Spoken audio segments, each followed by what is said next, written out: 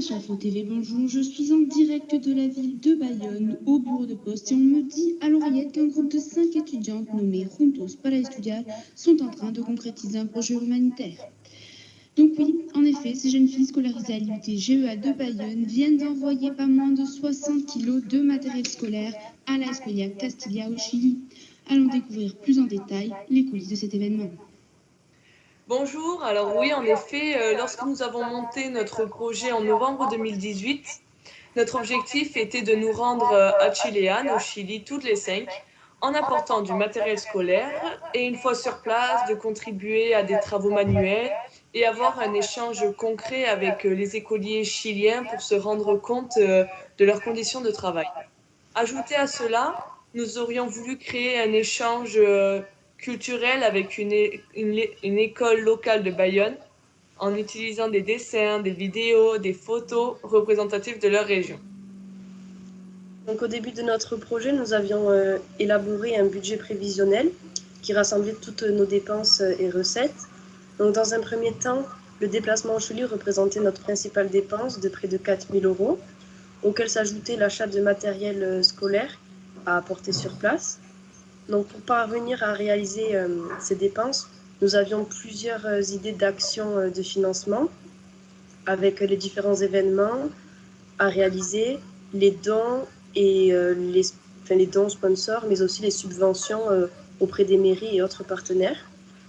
Donc, pour pouvoir réaliser notre projet, nous avons dû faire appel à différents acteurs. Donc, plusieurs acteurs ont participé à notre projet. Donc, tout d'abord, il y a les acteurs internes. Donc, parmi les acteurs internes, on retrouve nous 5, les membres du projet. Afin de nous faciliter le travail, nous avons décidé de nous répartir les rôles après avoir vu que sans cette répartition, il y avait un manque d'organisation. Donc, Camille Martin est devenue la chef du projet. Maggie Sarza s'occupe de la trésorerie au vu de son expérience au sein de son comité des fêtes. Puis Alexia Tosini, Marie Pachelat et moi-même s'occupons de la communication. Il y a également notre tutrice, Madame Sanson, avec qui on réalise des réunions environ une fois par mois afin de lui annoncer l'avancée de notre projet, ce que nous voulons faire comme action, puis elle nous conseille. En plus des acteurs internes, il y a également les acteurs externes, donc qui ont été vraiment utiles et même indispensables pour qu'on puisse réaliser nos événements et atteindre nos objectifs. Donc nous pouvons les différencier en 5 catégories. Premièrement, il y a les commerçants, qui eux regroupent la majorité des protagonistes de notre projet, car ce sont eux qui nous ont donné les lots pour qu'on organise nos événements. Les donateurs et les subventions, qui ont eu un rôle important, car ils nous ont fait des dons matériels pour les écoliers chiliens, des dons financiers, et également nous avons créé une cagnotte en ligne Litchi pour donner la possibilité aux personnes qui ne pouvaient pas participer à nos événements de contribuer à notre projet. Ensuite, il y a les associations. Nous avons profité de leur notoriété et de leurs événements déjà organisés pour organiser nos événements ou se greffer aux leurs.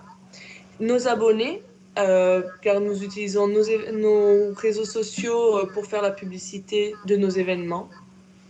De plus, il y a Veronica Mendoza, la directrice de la Escuela Castilla au Chili, avec qui on a été mise en relation dès le début du projet sur le réseau social Instagram. Elle nous faisait connaître un petit peu les besoins qu'elle avait en matériel scolaire pour l'école. Et nous, on la tenait au courant de l'évolution du projet et du budget dont on disposait. On a également été mis en contact avec des écoles publiques et privées de la ville de Bayonne pour réaliser une intervention de notre part. Mais c'est finalement vers la MVC du quartier Saint-Étienne à Bayonne vers laquelle on s'est tourné pour y réaliser une intervention à base de dessins, d'introduction sur le Chili et pourquoi pas de photos. La communication était un élément clé de notre projet. Nous avons donc distingué 2 types de communication. Donc, tout d'abord, la communication interne. Nous avons su voir qu'il y a eu un manque de communication au sein de notre groupe. Cela a donc créé des problèmes pour l'organisation. Donc, pour ne pas engendrer encore plus de problèmes, nous avons décidé de trouver des solutions, comme par exemple faire des réunions entre nous où on s'expliquait ce qui ne va pas. Donc, lors de désaccords, nous devons nous écouter, comprendre le point de vue de chacune, afin d'être plus productive, se recentrer sur l'objectif du projet et avancer dans le futur. Donc ce point, nous avons su l'améliorer petit à petit et cela nous servira dans le futur lors de la réalisation de projets de groupe. Donc, il y a également la communication externe qui se transmet sous forme de support de communication qu'on a fait pour les étudiants ainsi que les suiveurs de nos pages. Donc, on les retrouve sous forme de flyers, d'affiches, de tickets de tombola, tout cela afin de promouvoir nos événements. Donc, on les a affichés sur nos réseaux sociaux ainsi que dans le hall de l'IUT. En général, on les mettait avant chaque événement, puis après chaque événement afin de montrer l'avancée de notre projet. On les a réalisés à l'aide de Canva. Donc, c'est Alexia, Marie et moi-même qui s'en sommes chargés car nous sommes en tête de la communication du groupe. Donc, on a utilisé les règles de communication que nous avons vues en cours, telles que la lecture en Z, la règle des tiers, la dominance des couleurs, ainsi que le choix des caractères. Donc, ces supports de communication nous ont permis d'avertir les personnes et cela a donc permis aussi d'organiser nos événements, récolter des fonds monétaires afin d'atteindre nos objectifs.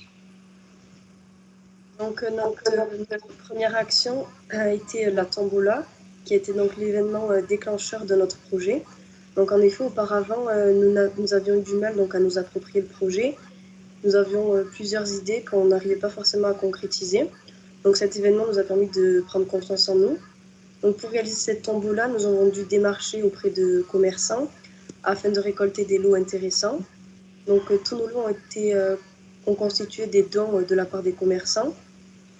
Nous avons ensuite fabriqué les tickets de tombola avec Canva, puis la reprographie s'est chargée de l'impression. Donc par la suite, nous étions fixés 2 mois pour vendre la totalité donc, des tickets. Donc pour cela, nous avons fait appel à notre réseau. Et cet événement nous a donc permis de constituer notre première partie de la trésorerie sans aucune dépense de notre part. Ensuite, nous avons participé à la foire du 1er mai à Oloron, durant laquelle nous avons fait une vente de gâteaux. Donc, pour y participer, nous avons dû respecter des délais. Donc, tout d'abord, on a dû s'inscrire sur le site, puis faire une demande d'emplacement auprès de la mairie. Donc, pour cette vente de gâteaux, il fallait qu'une personne nous accompagne durant la journée. Donc, cette personne devait être titulaire d'un CAP ou d'un BP en cuisine. Puis, pour réaliser donc assez de gâteaux, nous avons fait appel à nos familles, à nos proches, afin qu'ils nous aident. Ensuite, nous nous sommes greffés au Trail Logeloise à Augeux pour réaliser une pesée de jambon. Donc, l'enjeu principal, c'était de se démarquer d'un événement déjà actuel. Donc, pour cela, nous avons été vers les gens. Et puis le speaker du trail nous a aidés en faisant des annonces pour inciter les personnes à participer. Ensuite, étant donné que durant la course, plus personne ne pouvait participer, nous nous sommes rapprochés de la boulangerie Navarine où nous avons continué notre activité.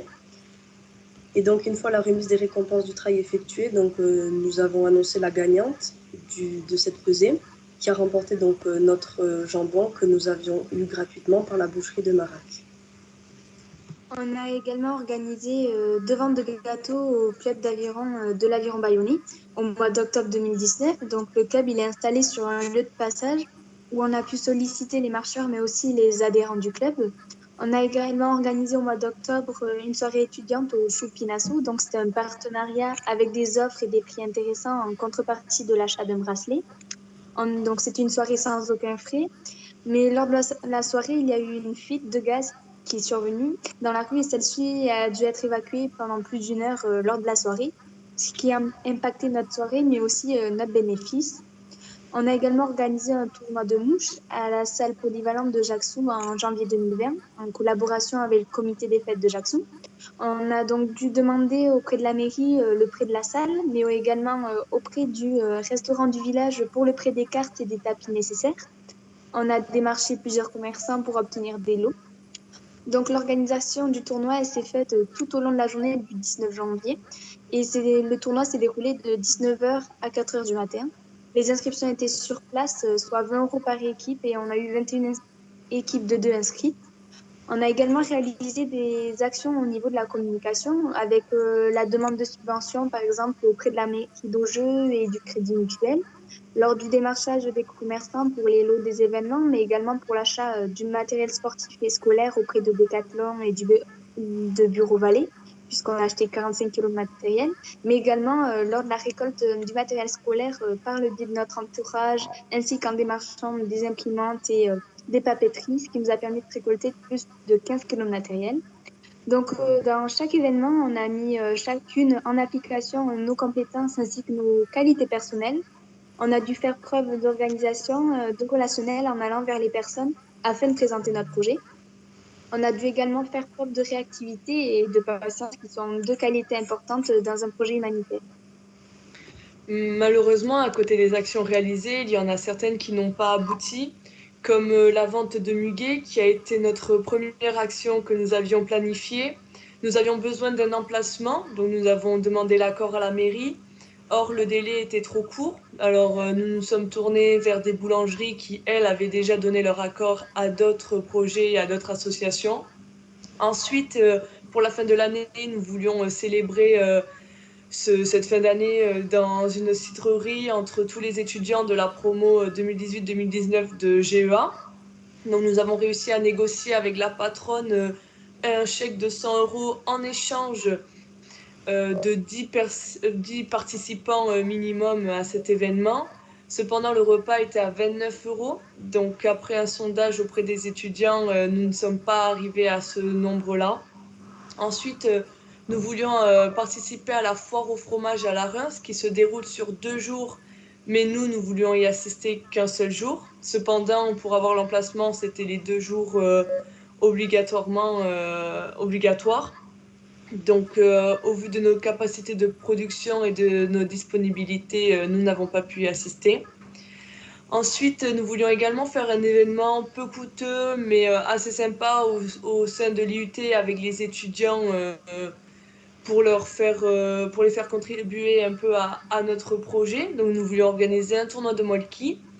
C'était un jeudi après-midi. Nous pensions le faire en novembre. Cependant, la météo ne s'y prêtait pas. En plus de cela, les partiels arrivaient. Donc, nous avons choisi de le déplacer en février pour que les premières années soient là et à leur retour de stage. Et cependant, au mois de janvier, février, d'autres projets proposaient des événements, même certains étaient très peu coûteux, voire gratuits, et les étudiants ne répondaient même pas à l'appel. Ensuite, pour les fêtes de fin d'année de 2018, nous avons voulu réaliser des papiers cadeaux dans différents commerces. Donc, pour cela, nous avons demandé à des magasins. Cependant, nous nous sommes pris trop tard et cela n'a pas pu se faire. Donc, pour 2019, nous avons voulu anticiper. Et donc, au mois de juin, nous avons contacté Darty à Bayonne. Donc, à plusieurs reprises, nous nous sommes rendus sur place afin de rencontrer le directeur. Cependant, nous n'avons pas pu réaliser ces papiers cadeaux, car comme chaque année, ce sont les mêmes associations qui sont reprises. Et donc, nous avons rencontré ce problème dans plusieurs commerces. Ensuite, en décembre 2019, nous devions participer à un concert de fin d'année à Augeux par le groupe Élégie. Donc, tous les fonds auraient dû nous être versés et nous devions à côté réaliser une vente de gâteaux. Malheureusement, donc, quelques jours avant le concert, un des membres était dans l'incapacité de se produire sur scène. Du coup, le concert a été reporté au mois d'avril, mais à l'heure actuelle, au vu des circonstances, il a été annulé. Bon, après avoir fait un bilan de nos actions non abouties, nous savons dorénavant que nous devons plus anticiper, démarcher plus d'acteurs, même s'ils présentent moins d'avantages, faire preuve d'un peu plus de persévérance, même si nous sommes sûrs de l'échec, et surtout d'une meilleure organisation. En raison de ces actions non réalisées, nous avons adapté notre finalité. Donc, au fur et à mesure de l'avancée du projet, nos objectifs de base ont changé. En septembre 2019, nous avons décidé que seulement 2 ou 3 d'entre nous s'y rendraient afin que nous ayons assez de fonds monétaires pour acheter du matériel scolaire et contribuer au développement de l'école. Puis en novembre 2019, au vu de l'avancée du projet ainsi que de la situation politique du Chili, nous avons décidé de ne pas nous rendre à Chilian à l'école afin de leur ramener le matériel, car nous préférons consacrer tout notre budget à l'achat de ce matériel qui a été du matériel scolaire ainsi que sportif. Puis à la somme, nous avons décidé de leur verser une somme qui restera afin que l'école chilienne puisse optimiser sa situation. Alors, même si nous avons modifié nos objectifs, ils étaient toujours accompagnés de risques, tout comme l'entente au sein du groupe, l'organisation des événements, où le risque était que personne n'y participe et que nous perdions de l'argent. Pour pallier le problème d'organisation, nous aurions pu utiliser plusieurs outils étudiés en cours, comme le logiciel Gantt. Cependant, celui-ci nous semblait un peu trop complexe à utiliser, alors nous avons créé un calendrier. Donc, on peut voir à travers ce tableau du budget réel toutes les différentes recettes réelles ainsi que les différentes dépenses réelles qui ont contribué à l'avancement de notre projet. Donc, divers événements organisés ont permis d'obtenir cette somme de 2168 euros. Donc, il y a eu des actions plus rentables, comme la vente de gâteaux au Laurent ainsi que la tombola. On a également récolté de l'argent grâce aux dons financiers ainsi qu'aux cagnottes en ligne et aux subventions. On a également demandé à travers un dossier pour bénéficier de la subvention du projet GEM 64. Cependant, la directrice de cette subvention nous a dit que nous n'y avons pas le droit. Donc, une grande partie de nos dépenses ont été l'achat du matériel scolaire et sportif, ainsi que le renvoi. Donc, la somme des dépenses correspond donc à l'achat à plus de 600 euros et à l'envoi à 504 euros. Donc, on a fait le choix d'envoyer 3 cartons de 20 kilos chacun à 168 euros l'unité en passant par la poste, plutôt que la palette de 50 kilos, car celle-ci était trop chère et valait plus de 800 euros. Donc, l'envoi a été fait le 2 mars 2020. Donc, à ce jour, il nous reste actuellement 712 euros et 13 centimes à offrir à l'école. Donc, ce don financier se fera lorsque les circonstances actuelles se seront améliorées. En effet, aujourd'hui, notre projet n'est pas encore abouti car nous n'avons toujours pas eu de retour de la part de l'Escuela Castilla, nous n'avons toujours pas eu de photos et également nous n'avons pas eu d'échange avec la MBC pour leur en faire part de notre intervention. Sur les 3 cartons, seulement 2 ont été reçus, alors sûrement parce que l'école chilienne est fermée à cause du coronavirus. Et également, le virement bancaire n'est pas encore effectué à cause de la pandémie. Donc pour conclure, ce projet nous a permis de nous faire une idée plus précise du monde associatif et notamment de l'investissement personnel qu'il requiert, mais également des fonds financiers qui sont nécessaires pour venir en aide à ces pays. Nous avons toutes les 5 pu mettre à profit nos compétences et nos qualités personnelles, mais aussi celles que l'on a étudiées et apprises en GEA, notamment en MGP ou en expression communication. Nous avons pu faire preuve d'autonomie et nous avons pu gagner en responsabilité car nous avons pris conscience des engagements auprès des différents acteurs. À travers les missions que nous nous sommes confiées au sein du groupe, on a pu voir les enjeux auxquels un groupe est confronté et notamment la résolution des différents problèmes. Cela nous a fait gagner en maturité et notamment dans la prise des initiatives. Nous tenons donc à remercier notamment Madame Sanson, notre tutrice, mais également toute l'équipe pédagogique de l'IUT-GEA qui nous a permis de vivre cette expérience enrichissante. Et nous tenons également à vous remercier de nous avoir écoutés.